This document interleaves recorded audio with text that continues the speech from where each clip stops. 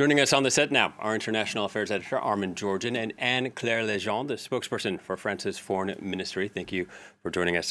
Just want to begin, first of all, France offering more assistance to Ukraine. Can you tell us what that is? The president said that we will offer defensive equipment, but as you can imagine, I cannot comment on these issues.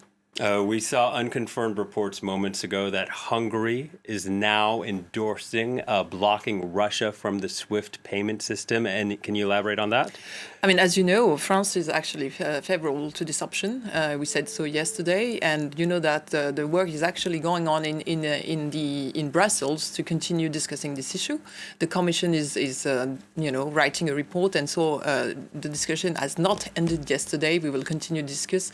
Our priority yesterday was to impose a massive sanction package, and so we want it to be fast and swift, and we want for this sanction to kick in very quickly and crush the Russian economy, which we believe they are meant to be. On that question of sanctioning the Russian economy, of course, Russian authorities have said there will be retaliation against France and other European countries. What exactly are you expecting in that regard, and how are you going to respond to those expected Russian sanctions? You know, we've been working very closely with our allies, both in Europe and with our transatlantic allies for the last few weeks, in both working on this very substantial package of sanctions, but also on the mitigation measures that we could need in front of such Russian threats, but also the economic impact for our businesses and citizens. So we are ready. Is there mitigation for if the gas is turned off?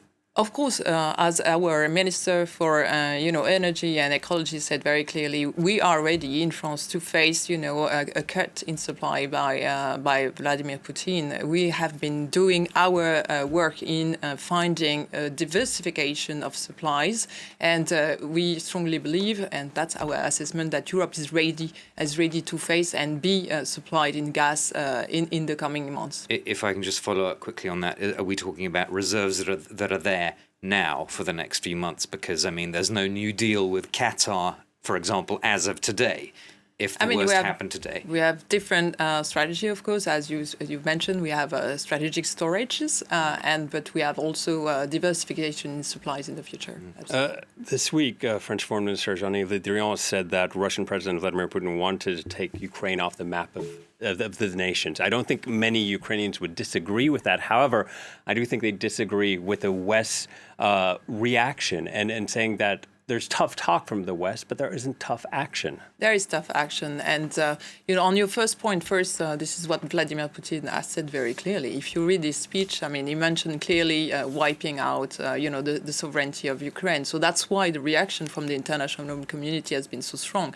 You saw yesterday at the United Nations Security Council, Russia being completely isolated, and China actually not joining Russia in this fight. So Russia is isolated on this because this is a complete violation of all its commitment and of all the international law. So the reaction of the community, if you look at what we've done in the next 24 hours since we learned that the invasion was launched, is pretty impressive. First at NATO level and also at the sanction level, with a clear unity and determination from both Europe and our transatlantic partners. We're on day 3 of the invasion. Fighting is intensifying. It looks like things aren't moving as quickly as Vladimir Putin had hoped, and some are fearing he might go to more drastic measures. Are there contingency plans if the situation quickly de-escalates in Ukraine?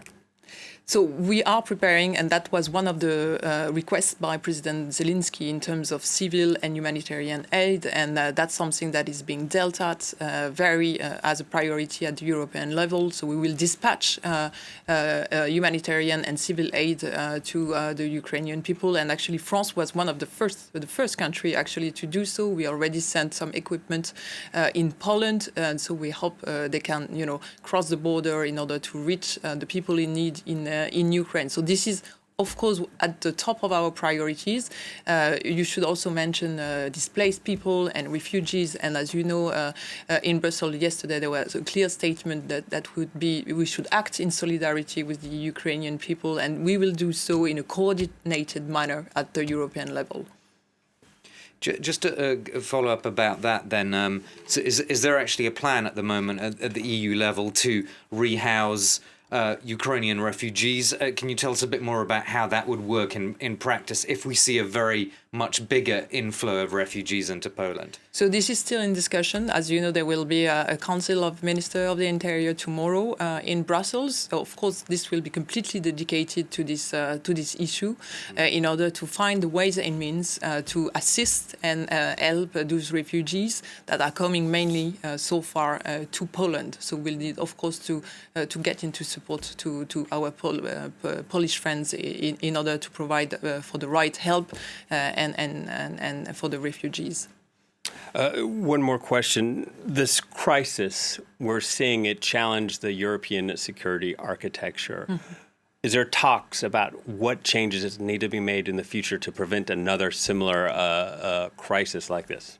Absolutely, and you know we are in the framework actually of the French presidency of the Council of the EU, and this actually was before the crisis already a priority for us to reinforce the European sovereignty, to reinforce the European autonomy. So I think this crisis make it even clearer for everybody that we need to work much faster in this regard. And if you look at what happened at the NATO summit yesterday, actually you see this happening right now, because you've seen, European nations showing their determination and their resolve in order to contribute much more actively and concretely on the ground with troops, with air force, etc., in the defense of their own territory on the eastern flank. I'm sorry we've run out of time, but thank you very much. Anne-Claire Legendre, spokesperson for the France's foreign ministry, and Armin Georgian, our international affairs editor.